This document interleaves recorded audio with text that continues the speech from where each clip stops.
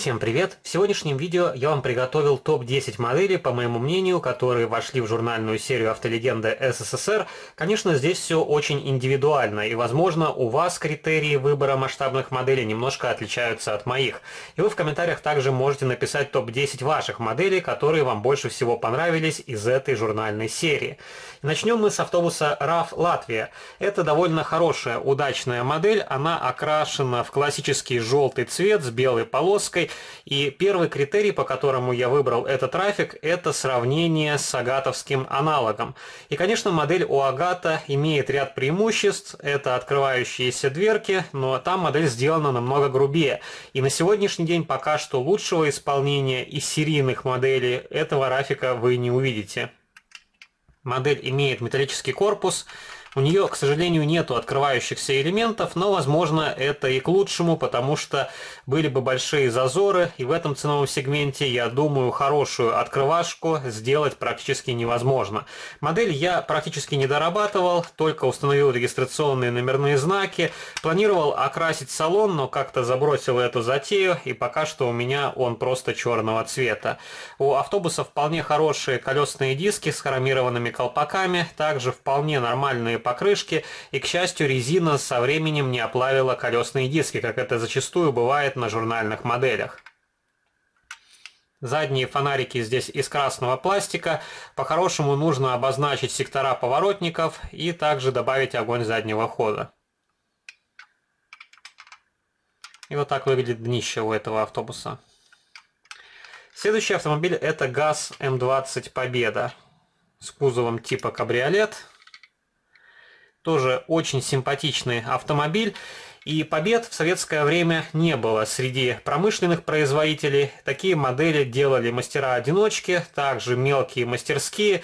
И, конечно, зачастую качество их изготовления уступало даже этому относительно недорогому промышленному изделию. Поэтому победу я тоже включил в данный список. Мне она очень нравится, вполне хорошо повторяет оригинальный прототип. И сюда можно отнести не только кабриолет, но и обычный закрытый вариант и другие модификации, которые могли выходить в рамках других журнальных проектов. Эта модель окрашена в классический серый цвет. Опять же, черный неокрашенный салон из пластика. Так выглядит передняя часть. Добавил регистрационные номерные знаки. У этой Победы задние фонари из красного пластика. Это несомненное преимущество.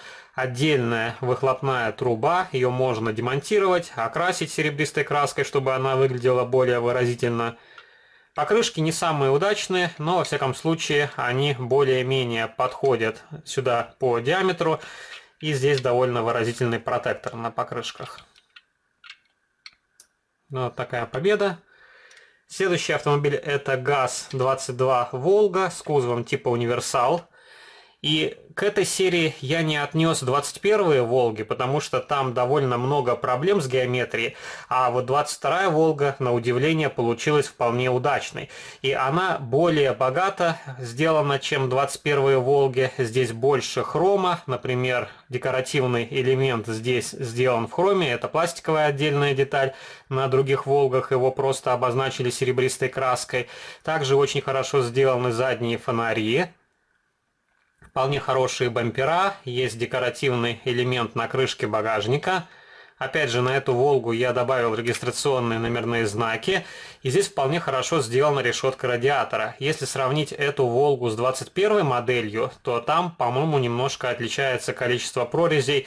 И на 21 модели оно не совсем верное. Здесь решетка более достоверна.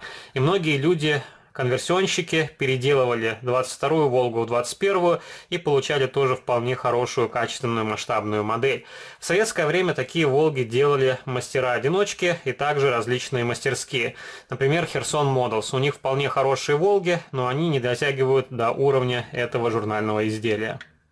Также здесь очень хорошие колесные диски. Резину я поставил от Maestro Models. Потому что был печальный опыт оплавления колесных дисков на 21-й Волге и боялся, что эти колесики тоже оплавятся, поэтому произвел замену. Так выглядит днище этого автомобиля. Следующая машина ГАЗ-3105. Тоже очень интересный, необычный автомобиль.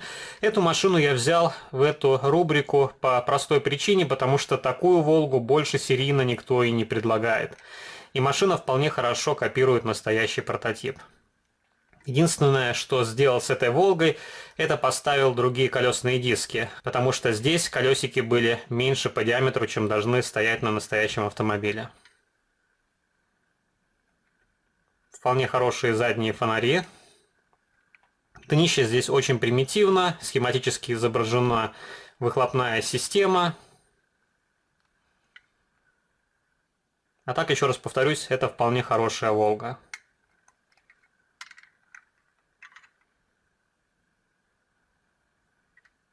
Перейдем к следующей модели. ВАЗ-2107, на мой взгляд, очень удачная масштабная модель, одна из лучших в этой журнальной серии. Она отлично повторяет образ настоящего прототипа, здесь вполне правильная геометрия, машина хорошо попадает в 43-й масштаб. И, конечно, если сравнивать этот автомобиль с старой советской масштабной моделью, у которой открывались дверки, капот и крышка багажника, то у той модели преимущество в открывающихся элементах, а здесь преимущество в отличной геометрии корпуса автомобиля. Единственное, возможно, цвет не совсем типичный для этих автомашин, и мне больше запомнились модели белого цвета, бежевого и красного, а темно-синих я особо не встречал.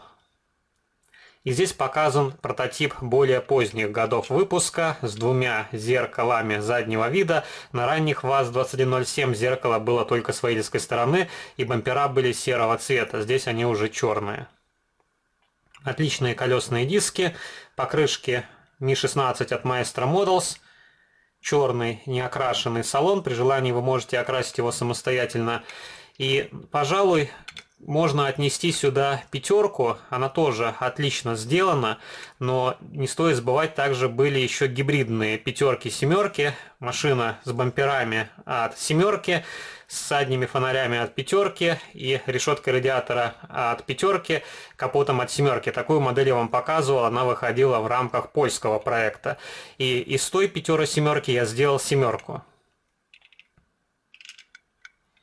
Вот так выглядит днище. На днище есть тоже небольшие неточности, и здесь зачем-то поставили элемент для закрепления фаркопа, а самого фаркопа нету на масштабной модели.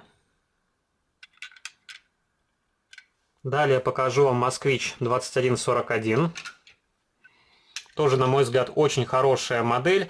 И первое, что бросается в глаза, это цвет автомобиля, вполне типичный для этого москвича. Также отличные колесные диски, покрышки опять же Ми-16, поставил, чтобы оригинальные не оплавили колесный диск. Все тот же черный неокрашенный салон. Поставил регистрационные номерные знаки. Вот так выглядит нижняя часть автомобиля. Запаска присутствует, но она отлита вместе с днищем масштабной копии. И задние фонари я, по-моему, дорабатывал самостоятельно. Изначально они были полностью красного цвета. Также покажу вам экспериментальный Москвич С1. Эту машину я включил в данную рубрику по простой причине, потому что опытных машин в советское время, да даже сейчас, никто и не производит. И эти машины тоже имеют место быть на полке коллекционеров, они довольно интересны. Здесь очень много технических решений, которые впоследствии пошли на обычные машины. И также довольно необычный дизайн. Чем-то этот москвич мне напоминает Saab. Особенно передняя часть. Капот похож и передние фары.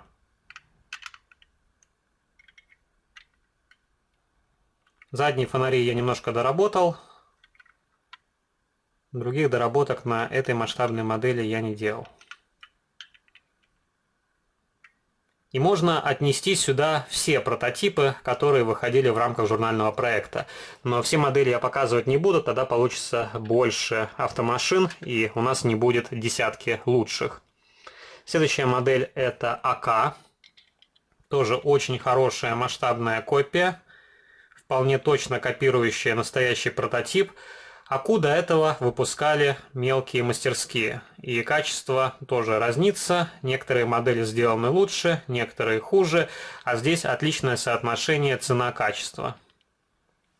Правда, сейчас журнальные модели из серии «Автолегенда СССР» сильно подорожали. И цена уже достигает 1000 рублей. Хотя первоначальные выпуски продавали за 320 рублей.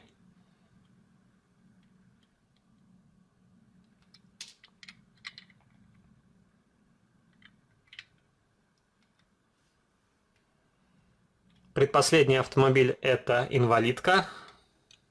Тоже очень забавная масштабная копия. Она отлично повторяет настоящий прототип. Здесь хорошая детализация с учетом цены масштабной модели. И из этого образца можно сделать полную открывашку.